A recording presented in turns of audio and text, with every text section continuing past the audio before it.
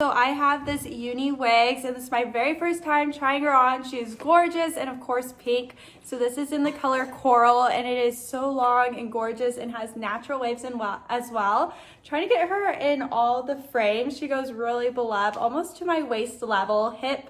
So I just cut the lace for the very first time, and it was super easy. I don't have any wig glue or any tape, and it's really secure to my head. I'm wearing a wig grip with this one, but it is medium density, and I'm pretty impressed for synthetic hair. So this isn't human hair, but you can use heat on this one. It is a lace top, super natural looking, and I am obsessed. Usually for me, with a small head, lace tops and lace fronts can be really hard and don't sit as flush to my forehead, but I'm pretty impressed. And even for a pink, it still looks really natural, fun for a pop of color or just trying to change things up. But she is the coral from UniWigs.